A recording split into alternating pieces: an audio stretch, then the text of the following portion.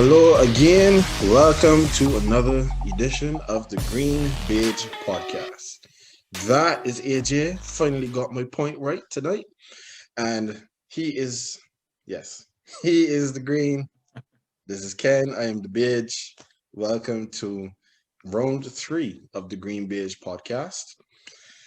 As you can see, I am in my Saints colors. The Saints played this weekend, and I this weekend is this podcast has forced me to um rush the grieving process alone, because for those of you who have been paying attention, this weekend didn't go very good for those of us hailing for New Orleans.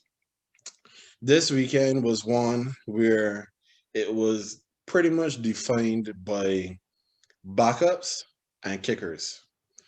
We had two games that were affected by having to have backup quarterbacks come into the game. And then, well, we'll get into the kicking woes of some of these teams.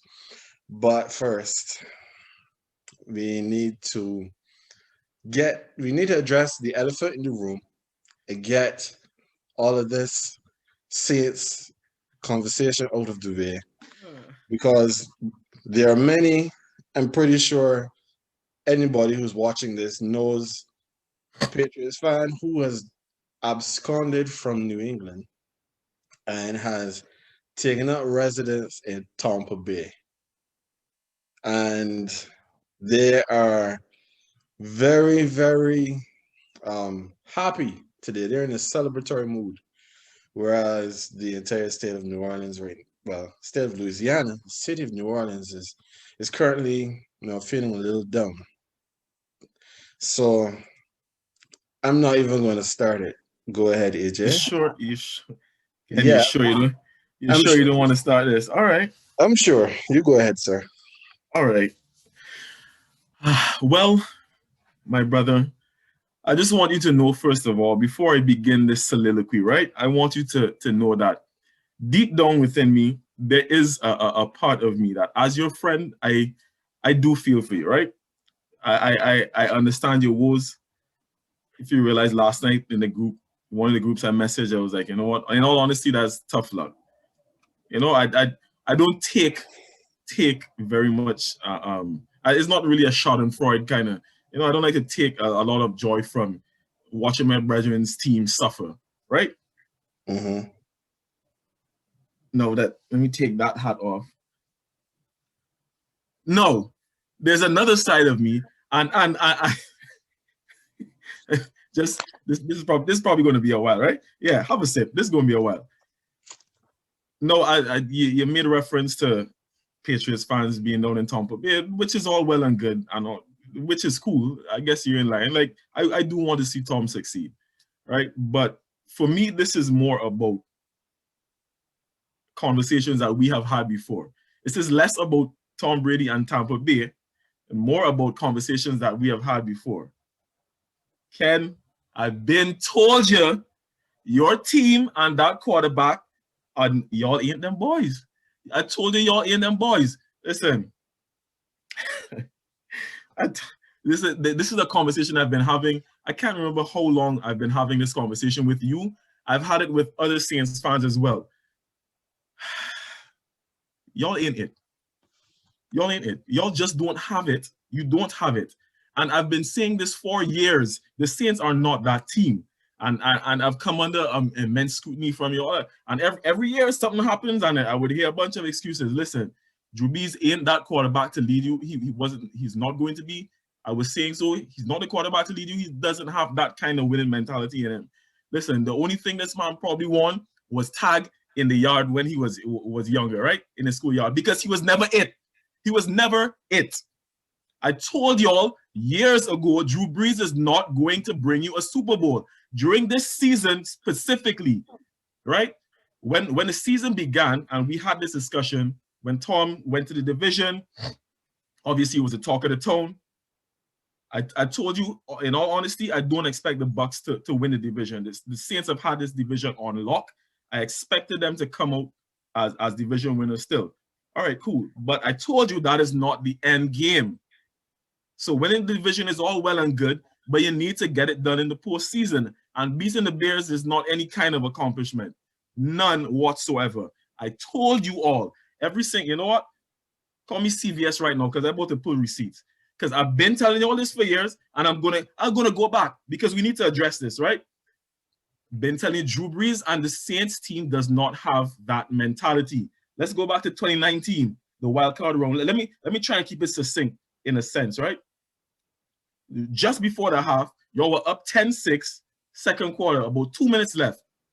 Instead of Drew Brees making the decision to basically keep the ball out of harm's way and protect the ball going into the half with the lead, tries to take a deep shot, I can't remember to who it was, to somebody that was in double coverage, ball ends up getting picked, ball comes the other way, and the Vikings score, and after that, y'all never look back. Now, am I saying that Drew Brees is the reason you lost that game? Of course not. Of course not. But you cannot make those decisions on that stage at that point in time. He had a man over the middle free, completely free, that would have given you the first down. These are the little things that I have seen from Drew Brees that led me to this rationale. Listen, I told you all this wasn't going to happen. Year after the year I picked you all to go to the Super Bowl was the year, it was the same, the actual Minneapolis Miracle year, right? I said at the beginning of the season, I told one of my boys from Grenada, who's a Saints fan, Pat's Saints Super Bowl. Y'all whiffed. After what I saw that year, mind you, the Minneapolis Miracle, you could always say that, you know what, that was unfortunate and blah, blah, blah. Drew wasn't, I wouldn't say he was the main reason for that, but the mentality of the team just was not there to win the game, right? And you know we have to speak about the NFC Championship game, right? The infamous no call that your Saints fans love to cry about so much, as if Drew Brees didn't get the ball back after that and turn it right back over to the Rams to end up giving them a good field position and put Jared Goff in a position where he had to make like 2 or 3 plays to put them in field goal position, and then Zerline hit from, it was like 50 something or something like that to take the game. But then y'all want to go back and talk about a call and this and that. Ken, the Saints never had it. Year after year, I've been telling you all this. The Saints never had it. Y'all don't have that mentality. And you want to tell me, earlier in the season, you told me, Drew Brees, y'all like to tell, that personally, I feel like y'all have this guy slightly, not highly, y'all have this man slightly overrated. He's a very good quarterback, but he's not elite. I've said that a long time, and I still go, yes, I'm going by it. You can't make these sorts of decisions. When you have the entire team, you cannot be the reason why your team is losing. This year he was. I'm not saying every year he was. This year he definitely was. Right?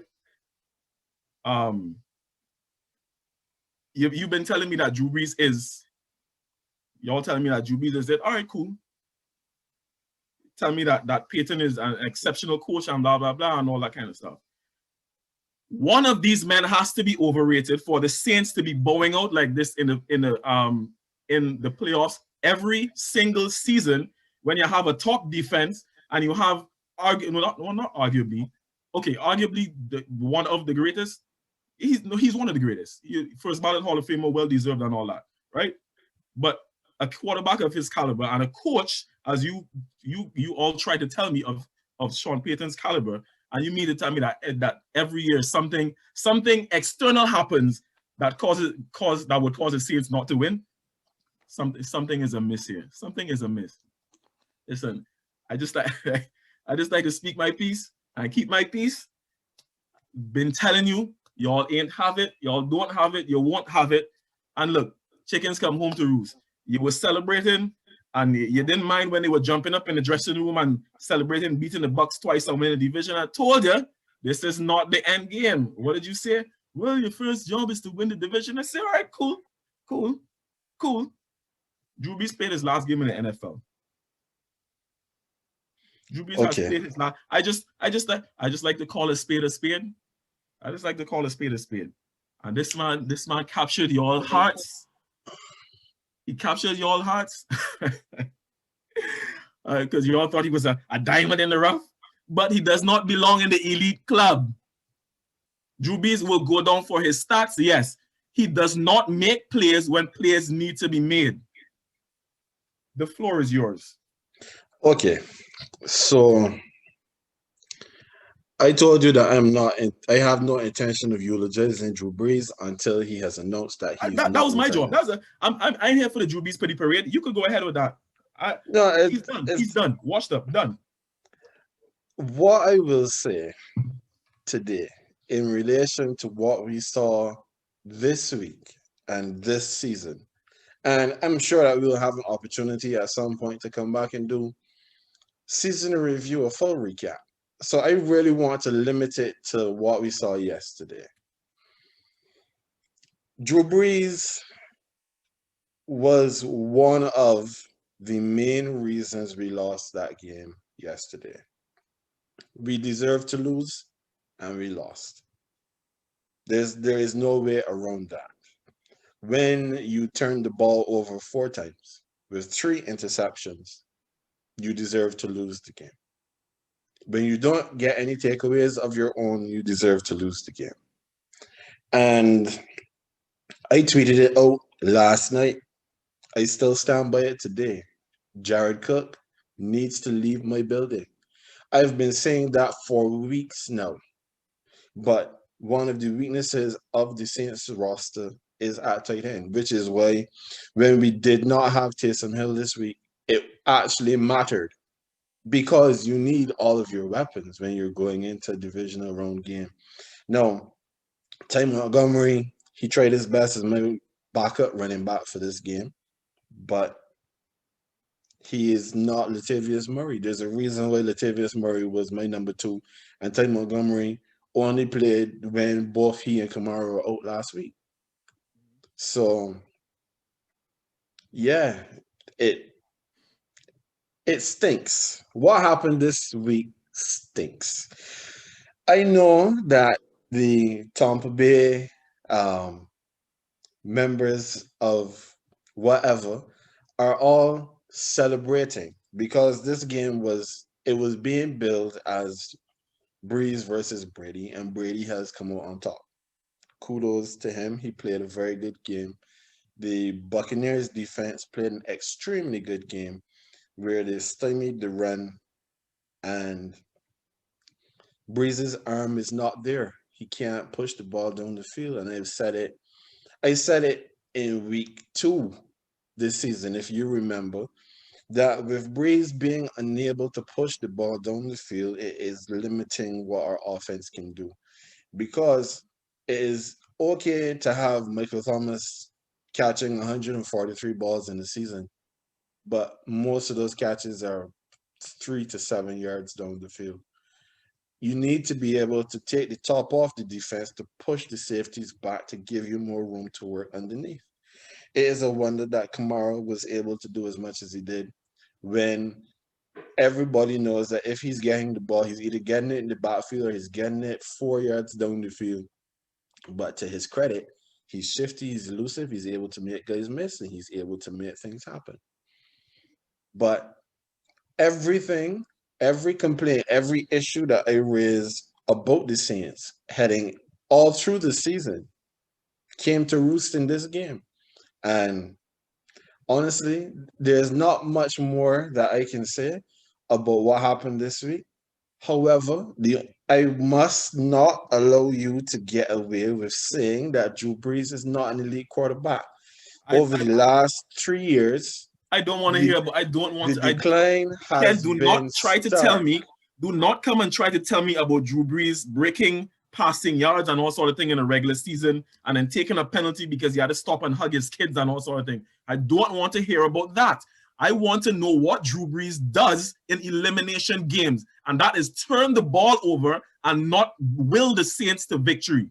That is what he does. I don't want to hear Tom Brady wasn't perfect last night, but Tom Brady did what he had to do. He was efficient. I'm not going to sit here and tell you, well, Tom played a perfect game. Even with no picks, Tom was efficient. He didn't do there were a couple of times y'all should have actually picked him off. At least one, and somebody stepped out of bounds. At least 3 of them. There were 3 opportunities to pick him off there's one last that's clear. There was one that was more clear in my mind, right? But yes, the fact of the matter is That's my hot take because I've been saying it for years and I've seen it come to fruition now. That is my hot take. I will go down saying that the man could. Y'all gonna say elite. I'll start, but to me, elite is Brady, Rodgers. I cannot put the man in that class. I cannot put him in that class. He has to be a tier below them, and I can't put him up there with, and especially even Mahomes right now. I can't put him up. And I'm talking about the guys that I would have seen. Like I didn't really watch much Marino and Montana and them boys, right? Talking about the guys that I've seen, I cannot put him there when every single time in this postseason he plays games like this. Hold on, no. You see, I cannot.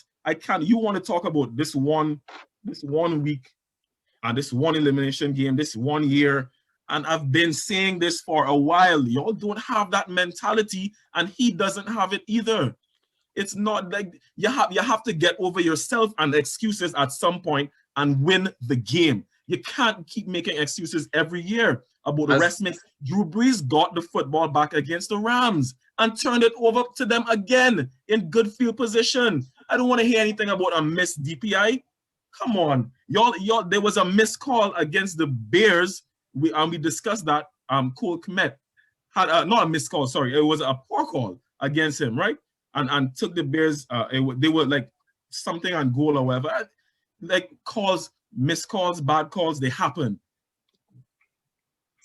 Y'all are a division-winning team. Drew Brees is a regular season and division-winning quarterback. That's what he was. After his Super Bowl win, that was in 2010, 2009 season, 2009 season, right? After that, mind you, I'm not saying every single year. There were years when the team wasn't good enough to compete, and he was putting up his numbers in the regular season. When you all had teams, and I'm speaking about within the last 3 to 4 years particularly, he ain't done it. He has not done it. By the way, also, that wide receiver of yours, I was always referring to the man by his Instagram Twitter handle, right? Because it was fairly funny, but he needs to change that now. His theory has been disproved. You can't guard Mike. So he can't guard Mike anymore. He can't guard Mike. My thing where Michael Thomas is concerned is that it is difficult, especially in this game that just passed, to really evaluate him properly, because part of the game plan was to take him away. So he was double covered majority of the game. And Brees can't push the ball down the field. He can't throw the ball with any zip into these tight windows. So I'm not saying it was Mike's fault. I'm just saying the name doesn't apply anymore. It's not. He's no longer can't guard Mike. Because of one game. Because of the game. Because of one game. This was the game. And I know. Listen, Ken, I know you don't want to admit it, but Drew Brees done too, you know it. The man was hanging around. The man was hanging around the arena, and before he left, you could see it in his eyes. He was looking up and waving and blowing kisses, probably to his family before they came on or whatever. Then he had the moment afterwards with Tom Brady when Tom was still in the zone, always in the zone, like real goat-ish, and still threw a dime to Drew Brees' son in the corner of the end zone. And listen, the man always on. Anyhow, you knew it. You saw it. You could see it. And Drew knows it too, because he has nothing left to offer. It was dwindling for a while now, and I called it. I told you all. I called it. And now you all know he's done. You said you don't want to eulogize him until he officially says it. That's fair. The Drew Brees pity party is not for me. I told you this was going to happen. All right. Let's move on, because we could spend the whole time talking about Brees, the Saints, and this game. But I could. We will have opportunities to do that whenever Brees decides if he's done or not. I personally believe that his arm is not what it definitely. He never had a cannon. He probably does not have a pistol at this point. So it would be a good thing for him to go at this point.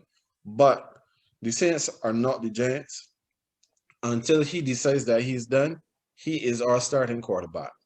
When he decides that he's done, then we will do something. We will do something else. Sometimes you need to let go in order for the healing to begin, Ken. I'll just leave you with that little anecdote, all right? We All can right, move on. we can move on. So, Rams Packers. No, you said Mhm. that you have um, Aaron Rodgers as an elite quarterback. Nobody will argue with that. And he showed that he is an elite quarterback going up against the number one defense in the NFL. And he beat them to the tune of 32-18. Now, as I've said the last 2 weeks that we've done this, when we speak about the Saturday games, I don't see them. I Yeah, usually yeah, get to tune into the games a whole lot later than yeah. I probably should. Well, not probably should, but for the purposes of what we're doing, I should really be seeing it a lot earlier. But for those who don't know, because of my religious persuasion, I will not see things that happen before sunset. Henceforth, why I only turned on this game in the fourth quarter. It was like 12 minutes and 32 seconds left. And when I saw the game, it was still kind of close. I didn't see Aaron Donald on the field very often, but I knew he was coming into this game with an injury. So I didn't expect him to do that much anyway. So what did you see? I saw the Packers ready to win a game. It was I even with the score, I'm trying to remember. That was the first game, if I remember right. First game on Saturday. Yeah, it Yeah, was. first game on this day. So I actually didn't really, honestly, I didn't really take notes because, and when we did our picks last week, I did have the Packers to win. So I kind of wasn't really intently watching this game. I can't say I was. So it is still a bit fuzzy, but that's not the entire game. What I mean to say is that at no point in time to me did it look like the Rams were in control of the game or going to take control of the game. I can't recall that at all. Regardless of the fact of that the score at some point was close or whatever the case is, it it just never looked that way. I was after all right, so trying to check it now. Yeah. So it was a field goal apiece to end the first quarter. Then Green Bay pulled away in the second, 16. Yeah, and after that, like they just it was kind of basically over from then. And it Aaron Rodgers was ready. He was up for this game. I think the Rams' victory over the Seahawks sort of like masked a bit of their issues, and especially with Aaron Donald being out and whatever. The Seahawks were really just that bad. The Seahawks were that bad in essence, right? And I think that it with that coming against the Rams defense still being like a top defense, it was enough to see them through that game. But they weren't ready for this. They weren't ready for this. And we've had this discussion off air already.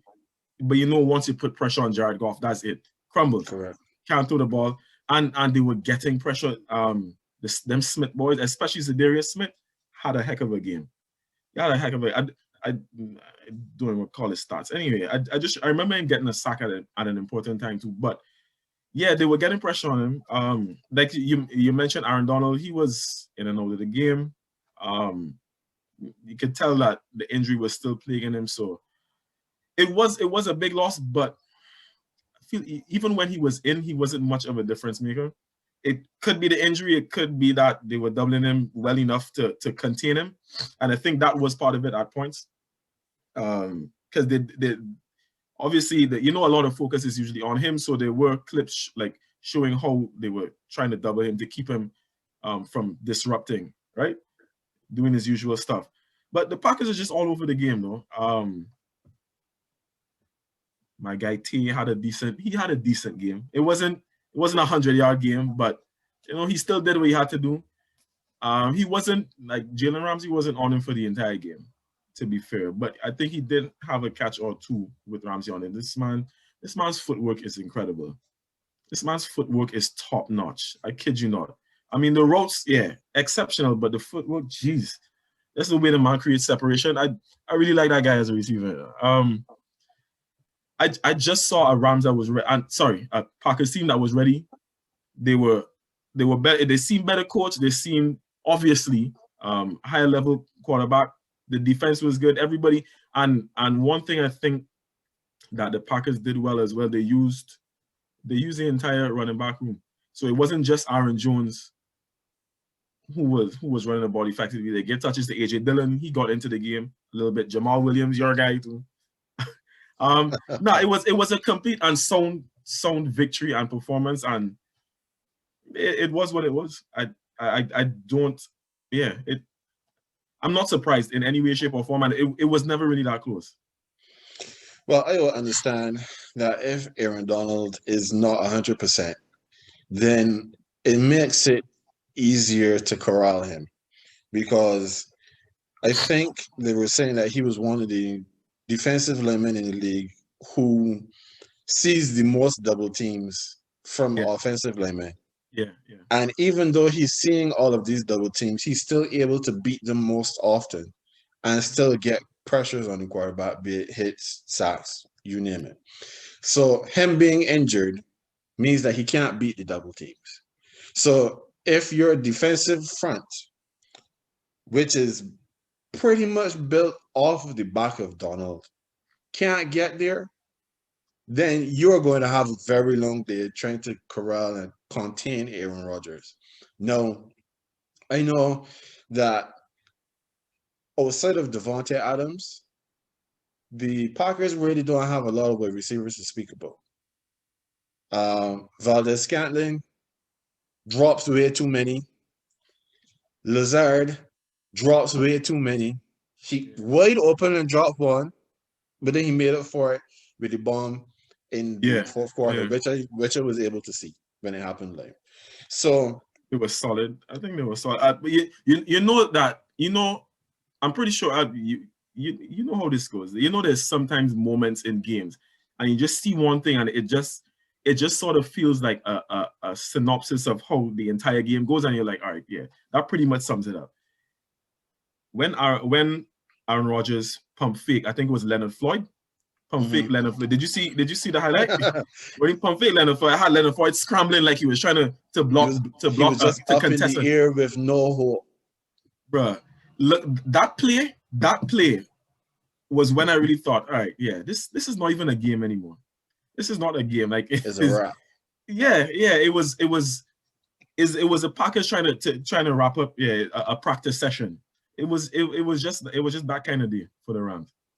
Okay. Well, I think we could shift on from this one because there's nothing else really to be said about that. So in my opening, I talked about backup quarterbacks and kickers, and the kickers having some problems. So one team that usually doesn't have a kicker problem is Baltimore. And when they were in Orchard Park playing against the Bills, I guess the wind decided that the wind was really swirling on the broadcast. And Justin Tucker, who is the most accurate kicker in NFL history, misses not one but two field goals. And that's your guy, because usually when we in fantasy, that's a kicker that you take. So I want to hear what you have to say about Tuck missing these kicks. I don't like to let kickers off the hook that easily, because I feel like you have one job, and I feel like you should be learning how to kick in these conditions. Like, wind shouldn't be that much of a factor that you should be missing, but at the same time, I can't blame him, because it was kind of visible how windy it was, and you could see like the ball moving in the air. I was just like, is because of how consistent he is. For me, honestly, I feel like I could not solely blame him for the misses. At that point in time, you don't want your kicker missing, regardless of the conditions, right? And like I said, I feel like those are preparations you should make beforehand. But the thing is, though, when you all right, I am a former soccer player. You're a former soccer player. If either of us would have had much of a hope to get on an NFL roster, we probably would have to be kicking because that's what we're accustomed doing.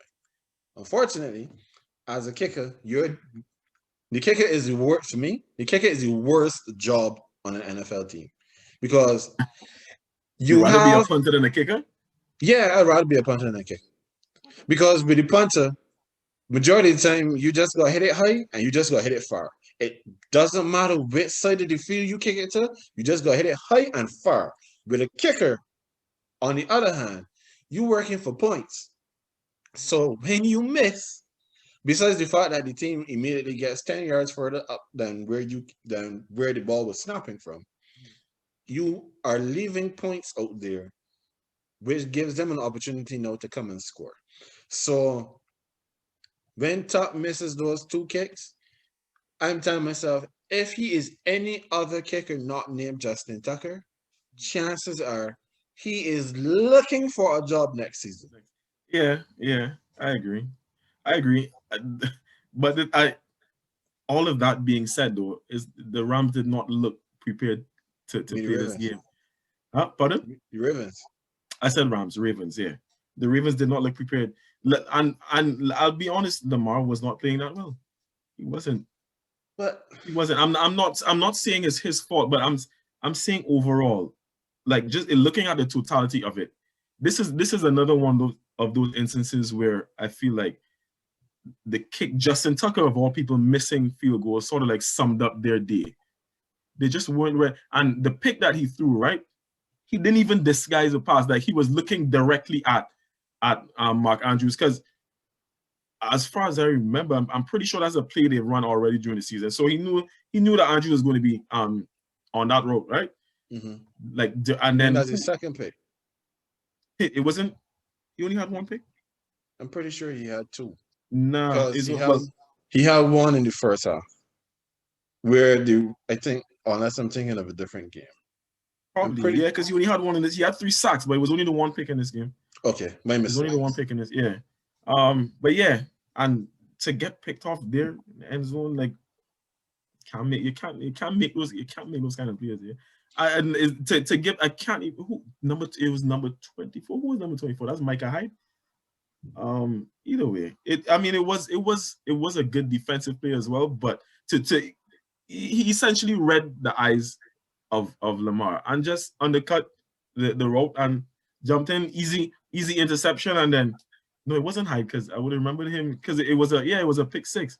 Like you Mm-hmm. can't do that, and after that he didn't look like he was gonna make it back into the game. Then they had a situation where he had to leave, and it was unfortunate, but he didn't seem ready. And the Bills seemed like a better oiled machine, more well prepared machine.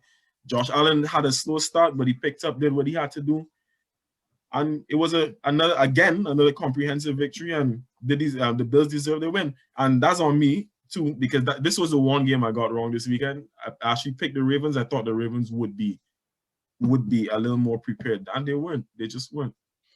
Well, I know the start of the game sloppy.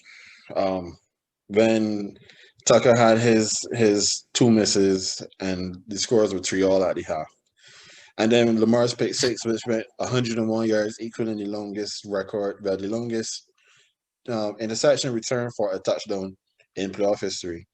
And then once he got knocked out of the game with the concussion, it was a wrap. Taylor Huntley, he came into his credit. He did as well as he could. He, he gave us a bit of a Lamar-esque performance with his legs, but as quarterback, you're supposed to do some of the stuff with your arm. And one of the things I will always say in defense of Lamar is that when you don't have receivers that can get open, like we saw with Tom last year in New England, you will always look ordinary as a passer.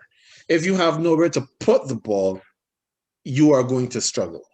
And that is part of the problem that the Ravens, not just in this game, but they've had pretty much all season long. And just like with the Saints, the issues that they had all year came home to roost in this game. Let's move on. So your boy Baker took the Browns into Kansas City. Now, as I had mentioned in one of our groups, I found myself rooting for Kansas City as if they were the Kansas City Saints in this game, or if they Yeah. were the New Orleans Chiefs in this game. I guess that if I had to claim a second team, it probably no would have to be the Chiefs. I know you don't feel the same, but the Chiefs are the kind of team that everybody, I guess, except for those who are disciples of New England, will find joy in watching because there's a lot of joy in how they play the game. Now, I did not expect that the Browns would have been able to play them as closely as they did. One of the main things that I expected was that the Chiefs' offense would have been able to get out on top of the Browns' defense and force the Browns then to have to play from behind because the Browns are not built to chase the game. The Browns are a ball control, smash mouth, run the ball down your throat offense. So Correct. if Yeah. the Chiefs are able to get ahead and stay ahead, then you would say that the Browns will not be able to run the ball as they like to do. And it showed. Cleveland had 18 yards rushing at the half. And the key play was the fumble that went for a touchback when the Browns were driving to try to get a touchdown before the half, which I'm sure that we can talk about that rule, but we'll we can leave that for another episode. Mhm. On I no go ahead. I was so upset on that play though, because that was utter stupidity from Rashad Higgins. I'm not even blaming anyone else on that play. That was stupidity to the highest degree. There's no way you should be trying to turn and dive for a pylon when you don't even have your balance. Hold on to the ball, like secure the ball, and you already have the first down. Like don't overextend yourself. You already have the first. Just step outside or something like or just even if you have to go down there, but you're off balance. You saw the play, right? Yeah, of course. The man is off balance. Ken man catches the ball and he's trying to turn. He's already slipping and falling, and then tries to lunge forward. I'm like, you see now why you weren't getting that many targets all season, bruh. But I don't honestly, right? I have heard you make this statement before, but I honestly don't put as much blame on Higgins as you do for the simple fact that, all right, it's just like in soccer, right? If you are a striker and you get a ball in the box, your first thought at that point is not who can I pass this ball to, even if your angle isn't good. Your first thought is to shoot because your job is to score. Yes, but your first action is to control the ball and make sure you have your balance. That's the But first thing. Yes, but you why hold on. Because I need to cut you off there. While your first thought, yes, is eventually look, yeah, I need to get the shot or whatever. If you don't have your balance and you're falling over and you take a shot, that's on you. That's you shouldn't be doing that. If you're losing your balance, try to try to get your balance, maintain your balance and control the football. And then if you don't have the shot, at least you have possession still, and then you pass it off. You try to make another play, but you don't try to do anything off balance. Balance is so key in sports. but all right, Balance is essential. Do not try to do too much when you don't even have your balance. You don't know but what's it's going on around you. Like, but all right, that, but okay. So you said that your first job is to control the ball. Higgins caught the ball. He caught the ball and he turned upfield. and he did, and he was falling down. Ken, he was already falling when he decided to look. If this was like a Taylor Heineke play where he was running with intent and then stretch out and then extended to try and hit the pylon, that's different. I'm saying the man was already falling, and in a rush of blood to the head, decided, all right, let me try and get here, and then boom, and it was sort of, mind you, that play should have been a penalty too, but And what I was about to say is that if Sorensen does not make the hit at the time that he makes it, If he hits him a split second after, that is a touchdown because that ball was on the shadow of the line when he hit him and he fumbled it out of bounds to the back of the end zone. So right now, we are playing the result. The result of the play was that it was a fumble and a touchback and possession for Kansas City at the 20. But if there was not the tackle, which was a helmet to helmet hit, as we both agree, and there was no fumble, is a touchdown. And we're not having this conversation.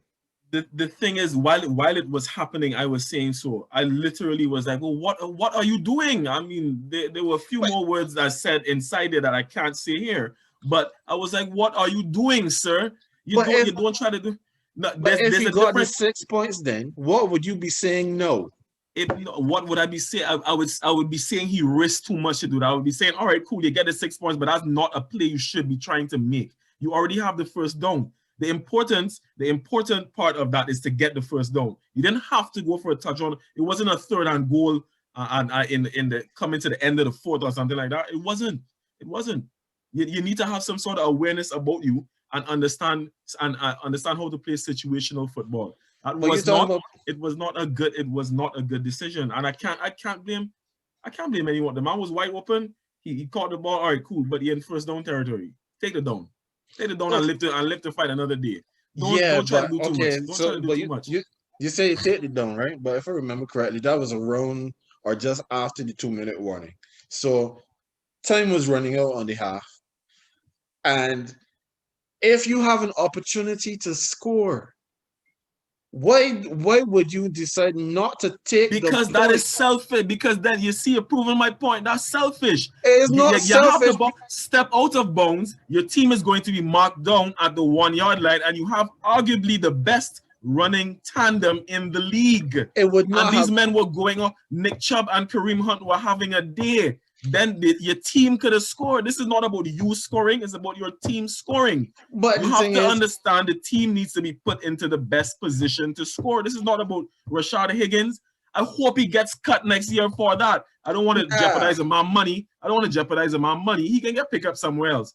But if the man wants to look, if the Browns and Stefanski would look at him and say, nah, I can't handle this sort of mentality around this team. Get from here. Nah, I disagree with you 100% on this. Because you're trying to justify the man scoring himself. Listen, it's not necessarily about him scoring himself. The team needs the points. At that point in time, they were behind. If he scores, a situation where the team could have still gotten points had he made the right decision. If he had out of bounds, the clock stops. Then you're at the 1 yard line. They would not have been at the 1. They would not have been at the 1. They would have been at the 4. They would have been at the 4. Oh my God! And in any case, you're then saying because we have these running backs. Because up to that point, I don't think Kareem Hunt had really touched the ball, if he had touched the ball at all. Because one of the things that they were talking about in the broadcast was that he did not touch the ball very much in the first half at all. You had pretty much all of the running being done by Nick Chubb. And Chubb was being balled up. As I said, it was 18 yards. There's no guarantee at that point you're going to be taking time off the clock and you're hoping that at that stage you're going to get the ball into the end zone. When you have a chance, the man has the ball, he turns, and he has a chance to get the ball into the end zone. Nah, you got to take the chance. You have to make have to try to get the points. You don't. Not to die for a pylon then. If you don't even know what's happening around you, you don't know what sort of coverage, you don't know who nearby, why would you do that? But he has to know that the defender is closing. He's not going to dive if he thinks that he could just walk in. I feel like everything you're saying proving my point. It doesn't make sense. It doesn't make sense. Because if he knew that still, why would he not then try to make sure the ball is secure? I'm trying to say that he caught the ball, yes, but he didn't have enough control of it to make a football play. You know how they talk about making a football play, which determines whether a ball is caught or whether it's not interception, whether it's incomplete or whatever the case is. When somebody gets tackled, right? The man did not do enough to make a football play because he was still trying to find his footing after catching the ball. And in falling over, he decides that the best course of action here is to try and leap forward a few yards to try and touch the pylon. You don't know who around you. Like I said, you could have stepped out. And you're saying they would have been marked at the 4, right? But if he had balance, he could have stepped out at the 1, Ken. He could have stepped out at the 1 before Sorensen got to him. Now, he would not have made it to the 1. He would not have made it to the 1. The 2, you don't split hairs. The fact of the matter is that it was a bad decision. I'm not saying in any case, I'm not trying to make it seem like that lost the game for them. I'm just saying I don't like to see players like that because it didn't make sense to me. If you try to do that when you have full possession, like you're running head on towards the end zone, cool. But he didn't know what was happening. He didn't know what was happening. You can't make that play there. I will never let him off of that. I won't. Okay. So then the other key things that happened in this game, we had Butker. He's the other kicker that had his struggles this weekend. He missed an extra point. Jim Nance and Tony Romo were laughing at the fact that he missed from 33 yards, and then he had another field goal from 33 yards that he did manage to score. But he missed a field goal. He missed an extra point. But I missed the actual tackle when it happened. I had to see it on replay. Mahomes in concussion protocol this week, and they had to bring in Chad Henne, who was doing okay until he decides to throw that horrible interception in the end zone. Everybody wants to be a hero. I guess so. But then he went from 0 to hero because when they needed 15 yards on third down and they were up 22-17, which incidentally ended up being the final score, Henne runs for 14 yards, and then he hits Tyreek Hill for 2 yards on the 4th and 1, and they win the game. And you know what I took from that? I don't care. I give Chad Henne like 10% credit on both of those plays. 10%. Andy Reid gets 90% of that for me. Because he knew that is well coached, because those players were well designed to be carried out with someone with limited ability. The limited ability of Chad Henne. I don't care. I mean, you could try and spin that however you want. And like I said, 10%. It was a decent run, so I give him 10%. That was well coached by Andy Reid. I think Andy Reid has this thing right over though. No, but the thing is, what has me is that you're saying you're giving Henne 10% on a quarterback scramble, because it wasn't a designed quarterback run. It wasn't a quarterback keeper. He took the ball, nobody was open. It was man-to-man down the field, and he took off on the left. But then didn't they have everyone on the right, basically to try and pull the defense to that side, if I'm remembering correctly? So they basically left. A lot of the routes did go to the right. But it was still. So you saying they didn't design that? But it's man-to-man coverage though. Even if they're playing it in zone, then maybe somebody gets free. But it's man-to-man and everything is covered. And then he looks and is like, oh wait, all of this grass in front of me. Let me get on my bike and start running. And he runs for 14 yards. So you're gonna tell me that recognizing that nobody is free, not forcing the ball in a situation where you know that you need to pick it this first down, because if you leave time on the clock, well, Baker did throw a horrible interception at the beginning of the half. You're okay. If you give him back the ball, there's a possibility that they're going to come down and score. So you need to make sure you have to ice this game right here, right now. And he runs and picks up 14 yards, and you only give him 10%.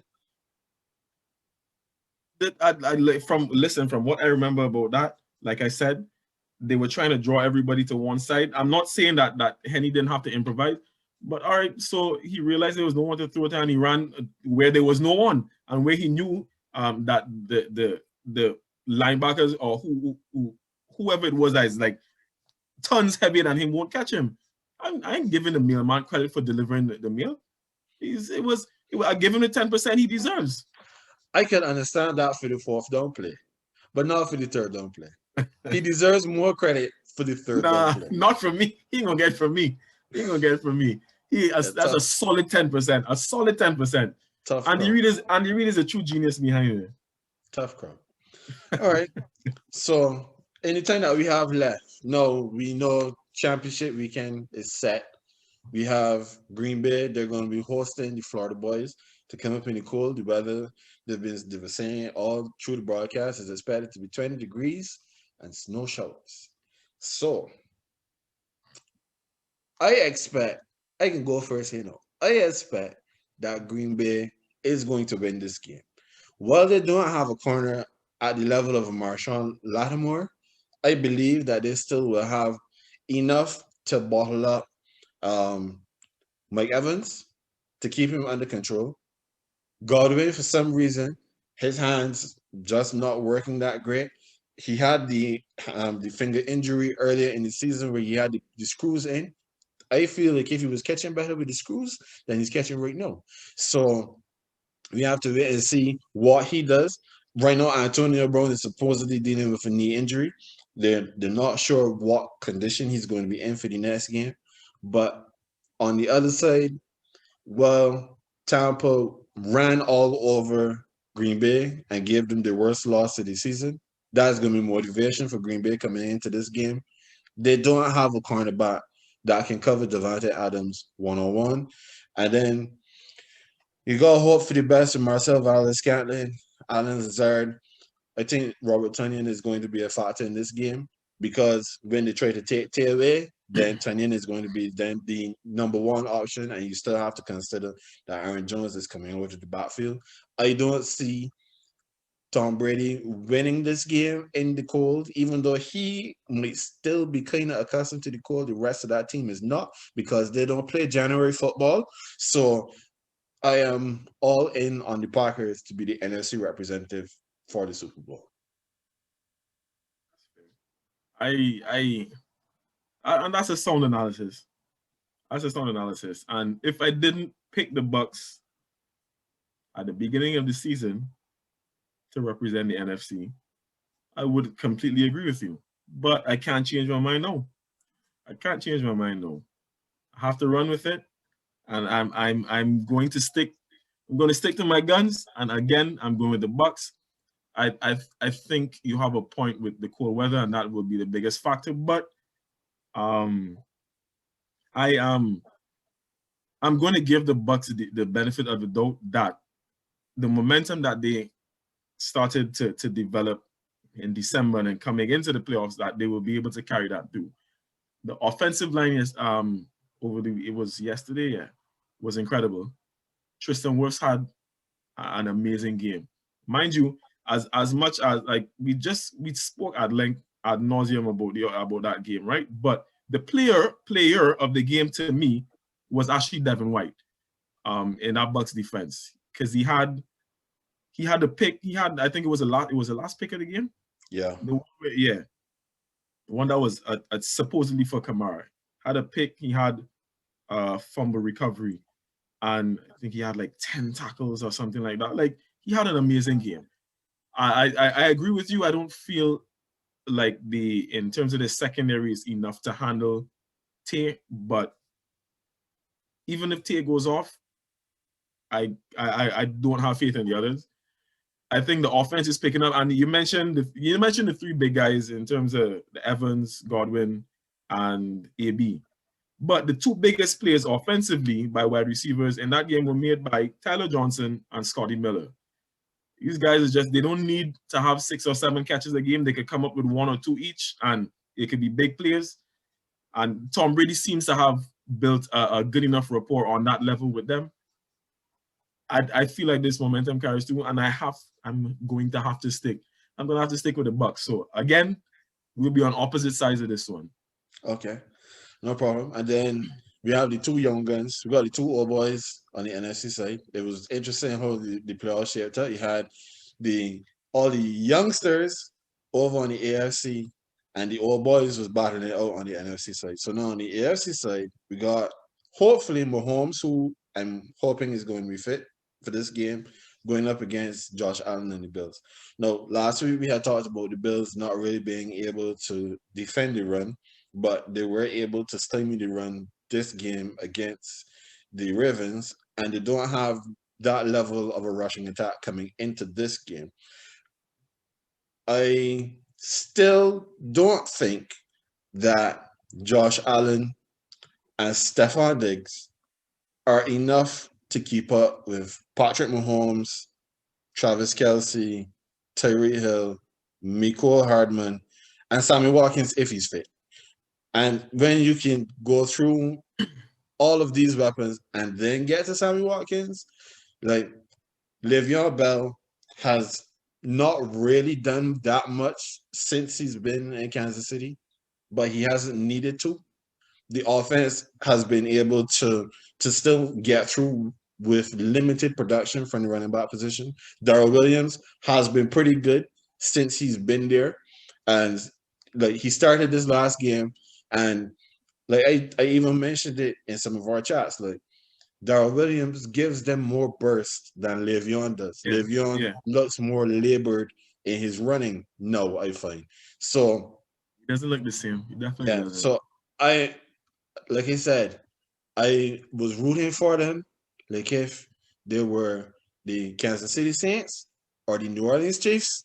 So I'm sticking with the Chiefs for this game.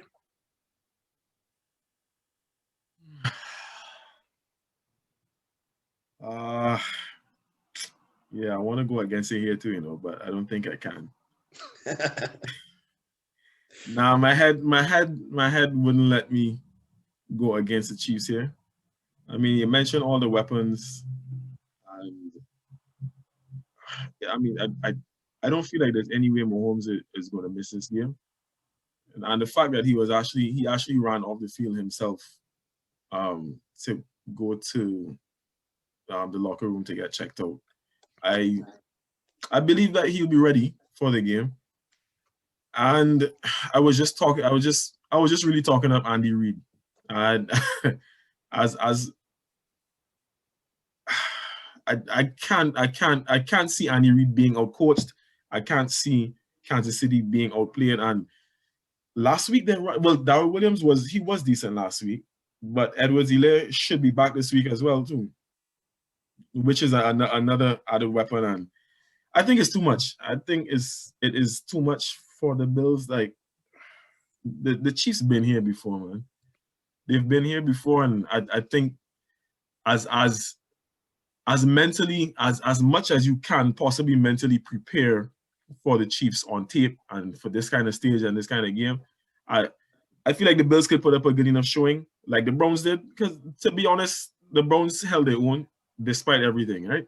Because they still did have some good end zone stops to keep them Kansas City from running up the score, and they had to take 3 points and that kind of thing. I feel like the Bills can keep it respectable and close, but they're not going to win this game. This is Chiefs. Yeah. So that brings us now to the end of our discussion tonight. We have lots of other things that we could talk about, but somehow maybe next week we'll have, we're getting down to the business end of things. We only have 2 games to talk about, 1 game to preview, which we may not even preview because we'll have another week. I think we still have 2 weeks between championship weekend and Super Bowl weekend. There's no Pro Bowl this year. Well, no physical Pro Bowl. I think they're supposed to be playing it on Madden or something like that. We'll see. That's what Yeah. The Pro Bowl players are being loaded into Madden, and then they're just gonna like simulate the game. And yeah, whatever. Like sure, indeed. Cool. Indeed. So yeah, thanks again to everyone for checking us out. Please rate us, review us, subscribe to the pod, tell a friend. We are 3 episodes in, and we're looking to keep going. We want to keep growing. So that is it for us for tonight. We shall see you